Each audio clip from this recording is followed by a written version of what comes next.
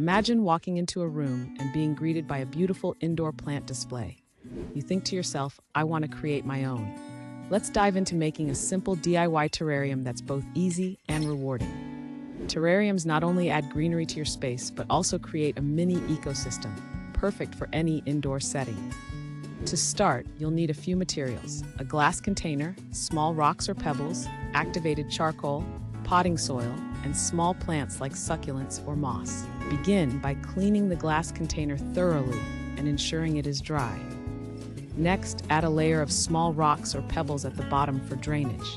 This step is crucial to prevent water from accumulating at the bottom, which could rot the roots. Over the rocks, add a thin layer of activated charcoal. This helps keep the terrarium fresh by filtering impurities. Then add a layer of potting soil over the charcoal, making sure to leave enough space for your plants. Now, gently remove the small plants from their pots and place them into the soil. Arrange them for aesthetic appeal and ensure they have enough space to grow.